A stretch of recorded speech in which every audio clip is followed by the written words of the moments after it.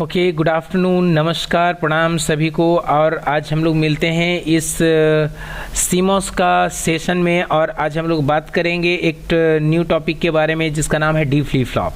तो सबसे पहले हम लोग समझे कि डी फ्लिप फ्लॉप है क्या और आज हम लोग इस पे मतलब कैसे डी फ्लिप फ्लॉप को बनाएंगे, है ना।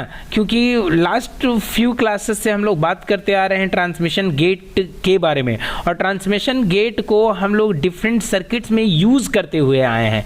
तो आज हम लोग बात करने वाले हैं कि उसी ट्रांसमिशन गेट को इस डी फ्लिप फ्लॉप को बनाने के लिए किस तरीके से यूज करेंगे और कैसे डी फ्लिप फ्लॉप को मतलब बनाना है यूजिंग ट्रांसमिशन गेट, ठीक है ना। इसके बारे में आज हम लोग बात करेंगे। और जहां तक बात है डी फ्लिप फ्लॉप का, तो डी फ्लिप फ्लॉप को हम लोग बोलते हैं, दूसरे नामों से जानते हैं, डेटा फ्लिप फ्लॉप। और डेटा फ्लिप फ्लॉप इसको क्यों बोला जाता है?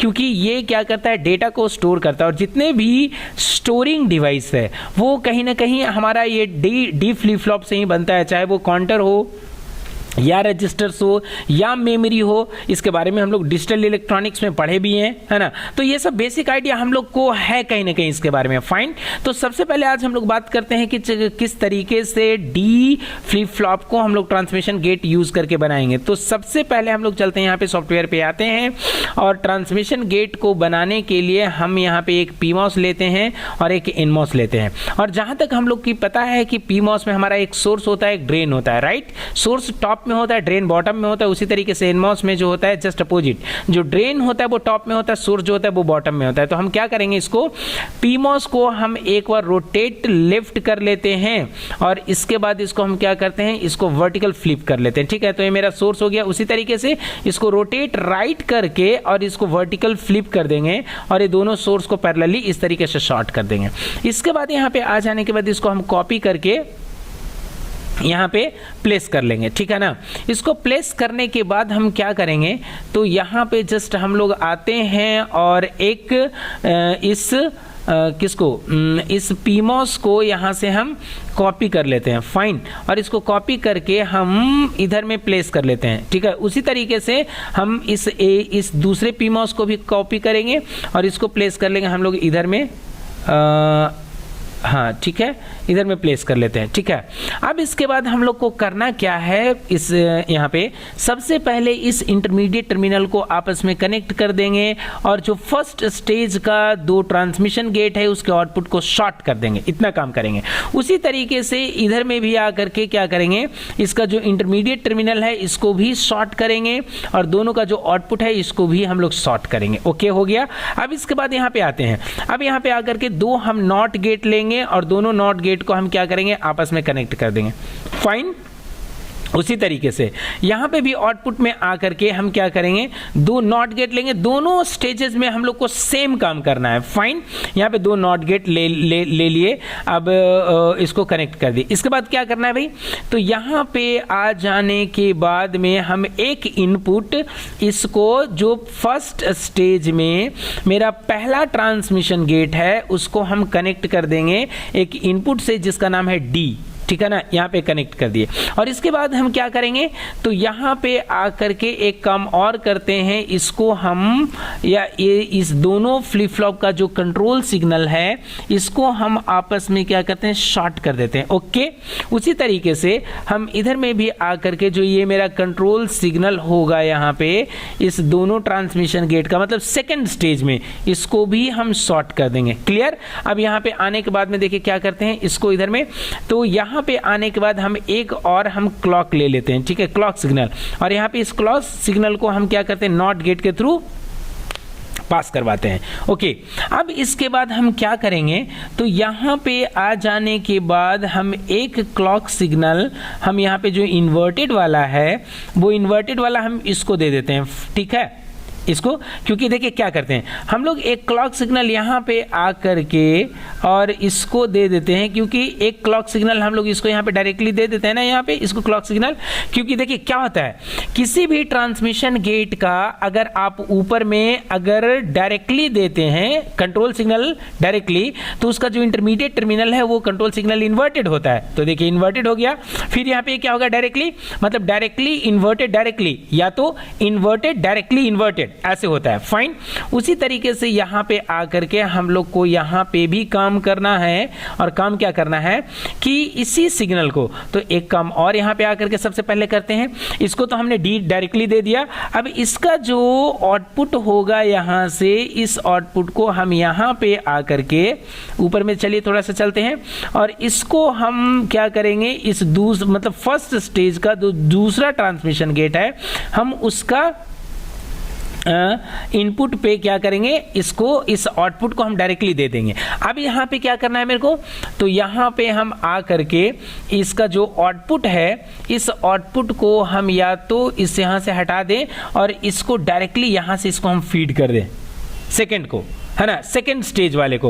मतलब फर्स्ट स्टेज का जो आउटपुट होगा नॉट के बाद, उस आउटपुट को हमको एक तो फीड करना है सेकेंड स्टेज में दूसरे ट्रांसमिशन गेट को, और क्या करना है कि फर्स्ट स्टेज में दूसरे ट्रांसमिशन गेट को इसको दे देना है। फाइन, इसके बाद हमको क्या करना है कि ऊपर में यहाँ पे आ जाते हैं, और इधर में आने के बाद ये जो दोनों ट्रांसमिशन गेट का जो ये आउटपुट हुआ था, सॉरी सेकेंड स्टेज वाले जो दोनों ट्रांसमिशन गेट है, उसका जो आउटपुट आया था नॉट लगाने के बाद, इस इनपुट आउटपुट को हम यहां से आकर के इसको इधर में ले आते हैं और डायरेक्टली इसको फीड कर देते हैं। समझिए क्या किए हैं, जिस तरीके से हम फर्स्ट स्टेज में एक को लैच किए थे आउटपुट टू इनपुट, उसी तरीके से यहाँ पे सेकंड स्टेज में भी मैंने किया, और यहाँ पे क्या करेंगे, एज इट इज एक हम आउटपुट को कनेक्ट कर देंगे, जिसका कि हम यहाँ पे नाम दे देंगे क्यू, ठीक है ना, ये क्यू नाम दे दिए, ओके, ये क्यू है।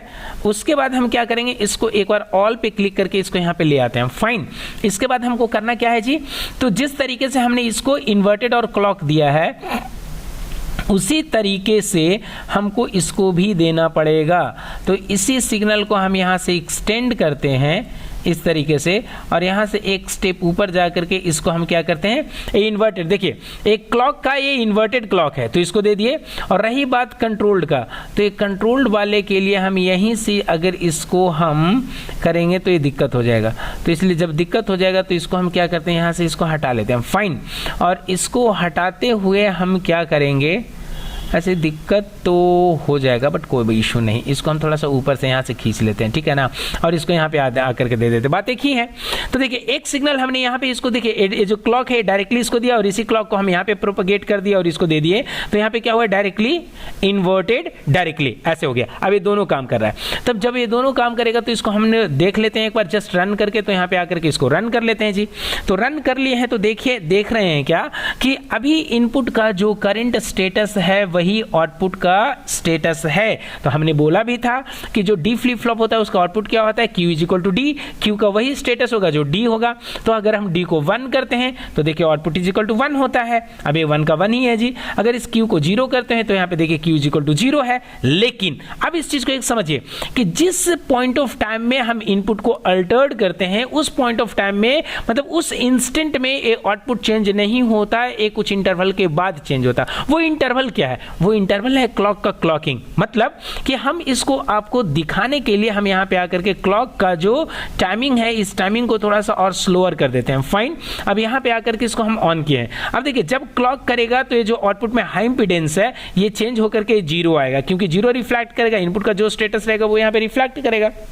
अब क्या करते हैं, यहाँ पे आकर के देखिए इनपुट को हमने 1 किया है, तो जब ए 1 होगा तो देखिए वो 1 किया है। अब ये ऑन है, इसको 0 कर देते हैं। अब देखिएगा, देखिए सेम इंस्टेंट में रिफ्लेक्ट नहीं हो रहा है। जब ये क्लॉकिंग करेगा अगेन, तब यहाँ पे जो कंडीशन होगा वो यहाँ पे देखिए रिफ्लेक्ट करा। अब ये 1 है, इसको भी 1 कर देते हैं। देखिए अभी ये रिफ्लेक्ट नहीं करेगा। जब एक क्लॉक यहाँ पे फिर से ऑन होगा तब जाकर के आउटपुट देखिए यहाँ पे क्या कर रहा है, रिफ्लेक्ट कर रहा है। तो समझिए कोई भी जो फ्लिप फ्लॉप है, फ्लिप फ्लॉप अगर नाम पड़ गया, कहने का मतलब कि the output of that flip flop depends on the clock, मतलब क्लॉकिंग ऑफ द क्लॉक, कि जो क्लॉक होगा उसका क्लॉकिंग पे ही आउटपुट होगा, वो अपडेट होगा। फाइन, तो इस तरीके से हमारा ये डी फ्लिप फ्लॉप काम कर रहा है, राइट। तो इसको फिर एक बार नॉर्मल करके और यहाँ पे क्लॉक पे क्लिक करके इसको बैक टू हम लोग इनिशियल चले जाते हैं जो था, और इसको यहाँ पे कर लेते हैं, राइट। अब यहाँ पे आ जाने के बाद में जस्ट एक बार इसको फिर से रन करके और इसको देख लेते हैं कि डी का जो कंडीशन है वो आउटपुट काम कर रहा है या नहीं कर रहा है। ओके, काम कर रहा है। तो आज का क्लासेस में हमने समझा कि किस तरीके से ये जो क्लॉक का मतलब जो क्लॉक के रिस्पेक्ट में हमारा डेटा अपडेट हो रहा है। एक चीज़ और समझाते हैं। आप बोलेगा कि सर ये जो सर्किट तो आपने बना दिया, लेकिन इस सर्किट के पीछे का कंसेप्ट क्या था, कैसे आपने इतना सोच करके बनाया? तो सिंपल सी बात है जी, हमने क्या कहा था कि डी फ्लिप फ्लॉप का जो आउटपुट होता है वो मतलब क्या होता है, Q is equal to D होता है, मतलब आउटपुट जो होगा आउटपुट वही होगा जो इनपुट होगा। तो इसके लिए हमने क्या क्या समझिए, दो ट्रांसमिशन गेट को सीरीज में हमने क्या किया, कनेक्ट किया, दो स्टेजेस में कनेक्ट किया, फाइन। और देखिए क्या किए हैं कि एक को हमने मतलब जो सिग्नल दिया है, एक ट्रांसमिशन गेट को जो हमने डी दिया है, जो डी का जो सिग्नल दिया है उसी सेम सिग्नल को हमने दूसरे ट्रांसमिशन गेट को भी दिया है, बट देने का तरीका इसका थोड़ा अल्टर हो गया। एक को हमने पहले ट्रांसमिशन फर्स्ट फेज का जो पहला ट्रांसमिशन गेट है उसको डी डायरेक्टली दिया, और जो फर्स्ट फेज का दूसरा ट्रांसमिशन गेट है उसको आउटपुट के थ्रू डबल इन्वर्टर लगा करके फिर से लैच करके और उसको इनपुट दिया।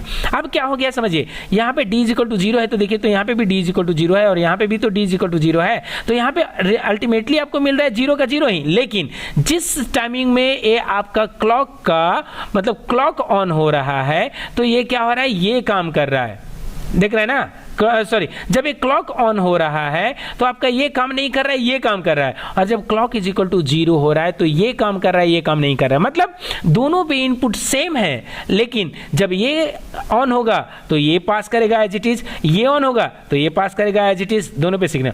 उसी चीज को ये जो इनपुट यहां पे आया, इसी इनपुट को हमने क्या किया, दूसरे फेज का जो दूसरा ट्रांसमिशन गेट है उसको इनपुट कर दिया, और फिर भी यहाँ पे भी वही किया, डबल इन्वर्टर लगा करके उस आउटपुट को सेम रखा और उस आउटपुट को लैच कर दिया किससे, सेकेंड स्टेज का जो पहला ट्रांसमिशन गेट है उसको। तो यहाँ पे भी वही हो गया कि जिस टाइमिंग में आपका मतलब क्लॉक 1 हो रहा है तो ये काम नहीं कर रहा है, ये कर रहा है, और जब क्लॉक इज इक्वल टू 0 हो रहा है तो आपका ये काम कर रहा है। समझिए, देखिए क्लॉक इज इक्वल टू 0 हो रहा है तो ये काम कर रहा है, और उसी सिग्नल मतलब यहाँ पे हो क्या रहा है, कुछ नहीं, जो इनपुट है उसी सिग्नल को जस्ट खाली आपको पास करना है, लेकिन क्या हो रहा है कि कब कौन पास करेगा, जस्ट इस चीज पे ध्यान दिए, मतलब हम ध्यान दिए, और वो किससे, क्लॉक के थ्रू, राइट। और ये भी कुछ नहीं है, हम लोग को पता है कि कभी भी ट्रांसमिशन गेट को अगर हम लोग सीरीज कनेक्शन में यूज करते हैं तो उसका जो कंट्रोल सिग्नल होता है, अगर एक को डायरेक्ट जाता है तो दूसरे को इन्वर्टेड जाता है, तो डायरेक्ट इन्वर्टेड डायरेक्ट का प्रिंसिपल पे हम लोग को क्या करना है, क्लॉक सिग्नल को मतलब उसको देना है, हाँ ही नहीं, ऐसे बस इतना ही सा बात है। तो इस सर्किट में हमने ये देखा कि डी फ्लिप फ्लॉप कैसे काम कर रहा है, राइट। तो आज का क्लास हम लोग यहीं पे इसी के साथ फिनिश करते हैं, and if you have any questions, any suggestion, just write below in the comment box, I would love to answer them. If you have any question, just keep on sending me in the comment box, right? Thank you so much for stay connected.